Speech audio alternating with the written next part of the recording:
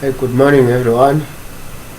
Many people have asked me for an explanation for my paintings, and I am happy to kind of explain what inspires me to paint.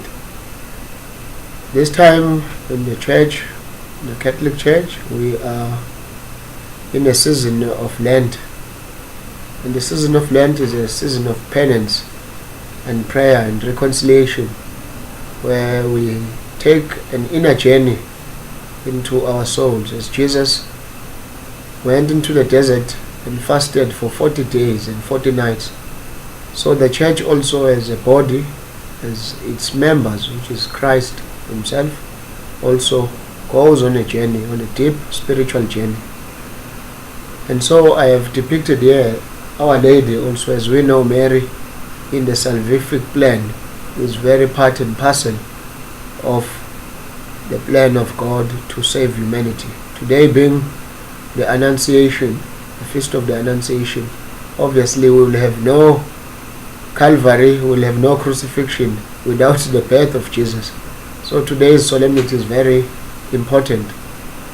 So, as you can see in this painting, the sword, which symbolizes the sorrow which Mary endured when she watched her son being crucified. Anyway, we'll start from the beginning.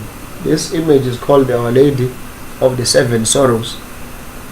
The number 7 signifies the abundance or the perfection of the number. Biblical numbers are always like in 3. On the 3rd day, he rose again. On the 7th, number 7 means the abundance of the number, which means the fullness of the number. So Our Lady not only suffered 7, but she had many, obviously, sorrows in her heart. But the church asks us, or a devotion which reflects on Our Lady of Sorrows. The first sorrow, as we know in scripture, is when the child Jesus was presented in the temple by Joseph and Mary, and the prophet said, Simeon, and you too, the sword shall pierce your heart. And this child is a symbol of the rising and falling of many in Israel. And he became almost a stumbling block, as we know, through his cross. And that is why he was crucified on the cross. So the first sword was when he was presented. Imagine like taking your child for baptism, and then you are told that this child is destined for great things, but there will be a lot of sorrow which follows. The second sorrowful mystery is when we reflect that Our Lady and Joseph, they had to flee to Egypt, and they became refugees.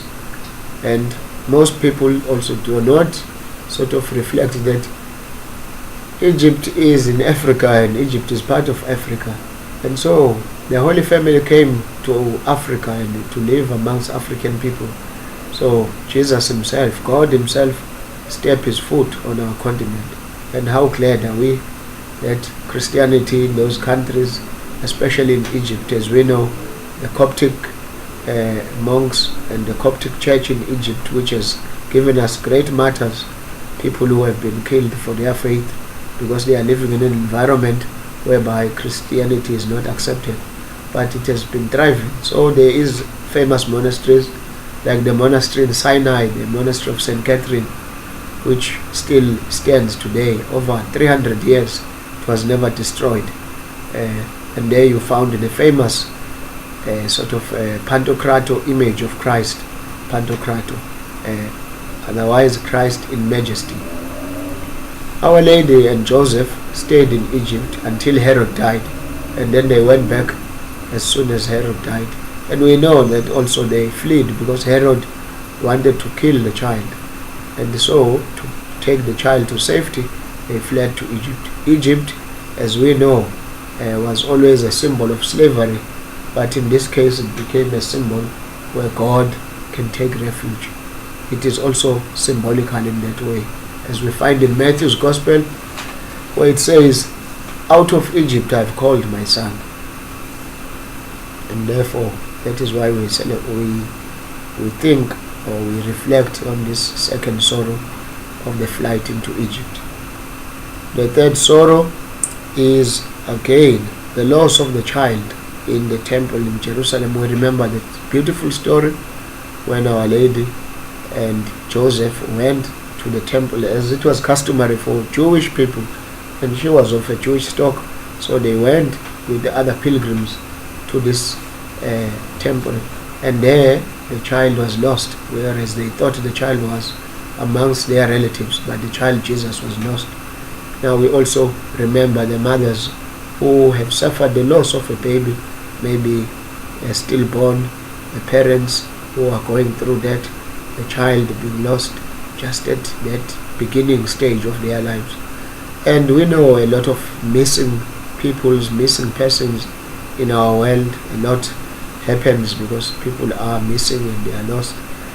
And to lose a child, it must be frantic. It must be very, very, very hard for any parent, for that matter.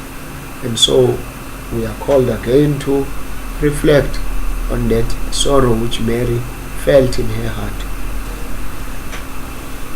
At the time of crucifixion, when Jesus was sentenced to death, he had to walk from Jerusalem, because he was crucified outside of Jerusalem, to the hill, as we are known that he was crucified outside Jerusalem, in Golgotha, as we know.